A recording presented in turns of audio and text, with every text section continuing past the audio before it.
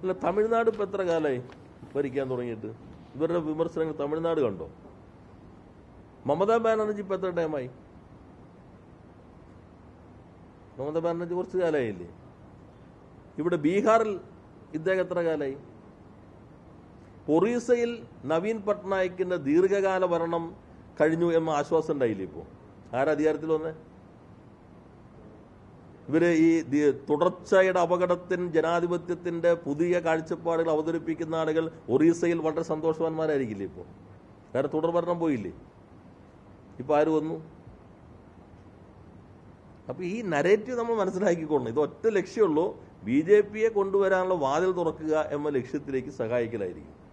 കേരളത്തെ ഇപ്പോ ഇടതുപക്ഷം എന്താ? ഇടതുപക്ഷം അല്ലായിരുന്നെങ്കിൽ കേരളം ഇപ്പൊ നോക്കൂ, ക്യാൻസർ സെന്റർ ഉദ്ഘാടനം ചെയ്തില്ലേ? എങ്ങനെ സാധ്യമായി? തുടർച്ചയുള്ളതുകൊണ്ടാണ്. 2014 ഇട്ട കല്ല് പോലും നമുക്ക് കാണാൻ പറ്റിയില്ലല്ലോ. എങ്ങനെ നമ്മുടെ ഇപ്പോൾ ഓർഗൻ ട്രാൻസ്പ്ലാന്റേഷൻ കല്ലിടല്ലേ? എങ്ങനെ ഗവൺമെന്റ് അങ്ങനെ പ്രവർത്തിക്കാൻ പറ്റുന്നു? എങ്ങനെ അതിവേഗത്തിൽ കേരളത്തിലെ മാറ്റങ്ങൾ സാധ്യമായി? തുടർച്ചയുള്ളതുകൊണ്ടല്ലേ. ഇപ്പൊ തന്നെ ഈ വ്യവസായ മേഖലയിൽ നമ്മൾ ഇപ്പോൾ നടത്തിയിട്ടുള്ള മാറ്റങ്ങളുടെ ഗുണം കേരളീയ സമൂഹത്തിന് പൂർണ്ണമായി ലഭിക്കണമെങ്കിൽ ഒരു 5-10 കൊല്ലം കൂടി വേണ്ടി വരും. ഒരു ബ്രേക്ക് വന്നാൽ ഇത് പെട്ടെന്നൊരു അസ്വസ്ഥതയിലേക്ക് വരും. ഇപ്പൊ നമ്മൾ തുടർച്ചയായി 2 തവണ ഈസ് ഓഫ് ഡൂയിങ് ബിസിനസ് ഒന്നാമതായില്ലേ?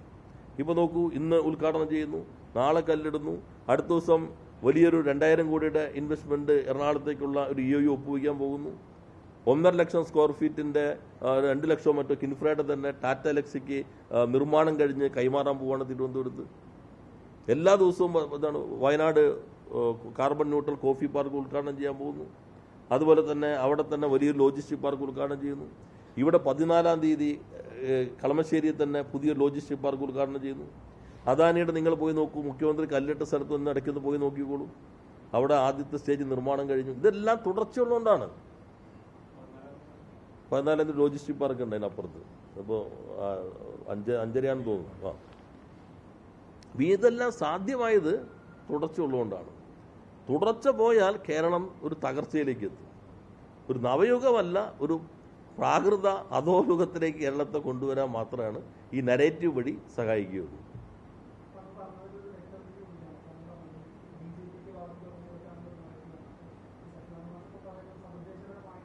അല്ല, മാഷ് പറയണത് അങ്ങനെയില്ലെന്ന്. മാഷ് പറയുന്നത് വെച്ചിട്ടുണ്ടെങ്കിൽ ഈ തുടർച്ചയൊക്കെ വരുമ്പോൾ നമുക്കൊരു ജാഗ്രത വേണമല്ലോ. ഇപ്പം ഞങ്ങൾ തന്നെ പണ്ട് പറയുമല്ലോ, ഈ ജനലും വാതിലും തുറന്ന് ഇട്ടാലേ കാറ്റ് വരുള്ളൂ, പക്ഷേ ഈച്ചയും പ്രാണിയും കൊതുകും വരും. അപ്പോൾ ഈച്ചയും പ്രാണിയും കൊതുകിനെ നമ്മൾ നോക്കിക്കൊള്ളണം, അത് ശ്രദ്ധിച്ചോളണം അതിനെല്ലാം. പക്ഷെ അതുപോലെ ഞങ്ങൾ ശ്രദ്ധിക്കേണ്ടത് തുടർഭരണം വരുമ്പോൾ ഞങ്ങൾ തന്നെ കാണുന്ന ചിലപ്പോൾ തെറ്റായ പ്രവണതകൾ വരാം, അതിനെല്ലാം ജാഗ്രതയോടുകൂടി കാണണം. അത്ര മാഷ് അതായിരിക്കും ഉദ്ദേശിച്ചിട്ടുണ്ടാവുക. അല്ലാണ്ട് മാഷയ്ക്ക് അറിയാമല്ലോ, ഇപ്പോൾ പണ്ടകത്തെ കാലത്തെ ആ ഒരു അനുഭവം എല്ലാവർക്കും അറിയാമല്ലോ. ഇപ്പോൾ കോൺഗ്രസ് സാമ്പത്തിക നയത്തിൽ മാറ്റം വരുത്തിയിട്ടുണ്ടോ? 99 സാമ്പത്തിക നയത്തിൽ ഇല്ലല്ലോ. ഇപ്പോൾ മാഷെ പോലുള്ള ആളുകൾക്കും അറിയാവുന്ന കാര്യമാണ്. അതുകൊണ്ട് മാഷയുടെ ഭാഗം വേറെ എടുത്താൽ മതി. ബാക്കിയുള്ള ആളുകൾ ഇപ്പോൾ ഈ 12-ന് പണിമുടക്കം നടക്കുന്നു. ലേബർ കോഡുകൾക്കെതിരെ എനിക്ക് തോന്നുന്നു മലയാള മനോരമ ഉൾപ്പെടെ എല്ലാ പത്രങ്ങളും മുഖപ്രസംഗം വരെ എഴുതി. തൊഴിലാളികൾക്ക് ഇവരുടെ കടന്നാക്രമണമാണ്. ഇന്ത്യയിൽ എല്ലായിടത്തും ഒരേപോലെ നിൽക്കുമ്പോൾ കേരളത്തിൽ INTUC ഈ പ്രക്ഷോഭത്തിൽ നിൽക്കുന്നില്ല. അപ്പോൾ INTUC ആരോടൊപ്പം നിൽക്കുന്നു? കേരളത്തിലെ കോൺഗ്രസ് പറയുന്നു INTUCയോട് ഇതിൽ പങ്കുചേരണ്ട. അപ്പോൾ കേരളത്തിലെ കോൺഗ്രസ് INTUCയെ BJP ഗവൺമെന്റിനൊപ്പം സ്ഥാപിച്ചിരിക്കുന്നു. ഇതല്ലേ അവരുടെ രീതി എന്നുള്ളത്. അപ്പോൾ സാമ്പത്തിക നയങ്ങളിൽ പൊതുമേഖലയെക്കുറിച്ചുള്ള അവരുടെ കാഴ്ചപ്പാടെന്താ? അതുപോലെ തന്നെ ഇവിടെ കാണേണ്ട പ്രശ്നം എന്ന് വെച്ചാൽ ഇത് രാഷ്ട്രീയത്തെയും സമൂഹത്തെയും ഗൗരവമായി കാണുന്ന ആളുകൾ ചിന്തിക്കേണ്ടത് എങ്ങനെ BJP രാജ്യത്തിൻ്റെ അധികാരത്തിലേക്ക് വന്നു. അതിൻ്റെ തുടക്കം ഏതെല്ലാം മുദ്രാവാക്യങ്ങളിലൂടെയാണ്. അയോധ്യയിൽ നിന്ന് രാജീവ് ഗാന്ധി അവിടുത്തെ ലോകസഭാ മണ്ഡലത്തിൽ നിന്നാണ് തെരഞ്ഞെടുപ്പ് പ്രചരണം ആരംഭിച്ചത്. BJP വയ്ക്കുന്നതിന് മുൻപ് രാമരാജ്യം എന്നുള്ള പ്രഖ്യാപനം നടത്തുന്നത് രാജീവ് ഗാന്ധിയാണ്. തെരഞ്ഞെടുപ്പ് പ്രചരണത്തിൽ ഫൈസാബാദിൽ നിന്ന് അവിടെ ശിലാന്യാസത്തിന് അനുമതി നൽകിയത് രാജീവ് ഗാന്ധിയാണ്. അപ്പോൾ ക്ഷേത്ര നിർമ്മാണം ഇത്തരം കാര്യങ്ങളുടെ പ്രചരണത്തിലൂടെ കോൺഗ്രസ് ഇട്ട വഴിയെ കുറെ കൂടി സമർത്ഥമായി ഉപയോഗിക്കാൻ സ്വാഭാവികമായിട്ടും BJPക്ക് കഴിയാം. ഇപ്പൊ കേരളത്തിൽ ക്ഷേത്രം ഒക്കെയായി ബന്ധപ്പെട്ട് ഒരു നരേറ്റീവ് കൊണ്ടുവന്നില്ലേ? ഇതാരോ ഉപയോഗിക്കാൻ സഹായിക്കുന്ന BJPക്കാണ്. അപ്പോൾ രാഷ്ട്രീയമായി എങ്ങനെയാണോ ഇന്ത്യയിൽ BJPക്ക് കോൺഗ്രസ് അടിത്തറയിട്ടത്, അതേപോലെയാണ് കഴിഞ്ഞ തെരഞ്ഞെടുപ്പുകളിലൊക്കെ ഇപ്പോൾ ശബരിമല ഇങ്ങനെ തുടർച്ചയായി പറഞ്ഞുകൊണ്ട് BJPക്ക് വരാനുള്ള ഒരു പരിസരം ഒരുക്കുകയാണ് കേരളത്തിലെ കോൺഗ്രസും ചെയ്യുന്നത്. ഇപ്പോൾ എവിടേക്ക് പോയി നരേറ്റീവ്? ഏറ്റവും പ്രധാനം നിങ്ങൾ മാധ്യമങ്ങൾ കാണേണ്ടത് ശബരിമല കേസിനകത്ത് ഒരു പ്രധാന പ്രതി ജയിലിൽ കിടക്കുന്നു. അദ്ദേഹത്തിന് 2 കോടി രൂപ നിക്ഷേപം, അതെങ്ങനെയോ പോയിട്ടും പ്രശ്നമില്ല.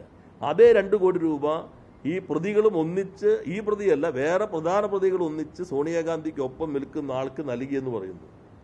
അദ്ദേഹം പറയുന്നു കിട്ടിയിട്ടുണ്ട്, അളവിൽ മാത്രമേ വ്യത്യാസമുള്ളൂ. ഈ കണക്ഷൻ എവിടേക്ക് പോവും? ആദ്യത്തെ ഫിനാൻഷ്യൽ കണക്ഷൻ വന്നേക്കാൻ ഇപ്പോഴല്ലേ? നിങ്ങളെന്നത് ആലോചിച്ച് നോക്കൂ, എവിടേക്കാണ് ശരിയായ വസ്തുതകൾ? അതുകൊണ്ടല്ലേ ഹൈക്കോടതിയുടെ മേൽനോട്ടത്തിൽ ഏറ്റവും ശരിയായ അന്വേഷണം നടക്കുന്നു എന്ന് പറയുമ്പോഴും അന്വേഷണത്തെ സംശയത്തിന്റെ മുൻമുനയിൽ നിർത്താൻ എന്തിന് പ്രതിപക്ഷം സഭ ബഹിഷ്കരിച്ചു എന്ന് ഇപ്പോൾ വ്യക്തമായില്ലേ കഴിഞ്ഞ 2 ദിവസം കൊണ്ട്? ഇപ്പോൾ ബഹുമാനപ്പെട്ട ഹൈക്കോടതി പറഞ്ഞില്ലേ ഈ കൊടിമര കേസിനകത്ത് പ്രത്യേക ടീമിനെ വെച്ചിട്ട് അന്വേഷണം നടത്താൻ. അപ്പോൾ ശരിയായ പ്രതികൾ വരും. അപ്പോൾ ഈ നരേറ്റീവിലൂടെ സൃഷ്ടിക്കപ്പെട്ട പുകമറ തുറന്നു കാട്ടപ്പെടും. കേരളീയ സമൂഹത്തിന് വസ്തുതകൾ മനസ്സിലാക്കാൻ കഴിയും.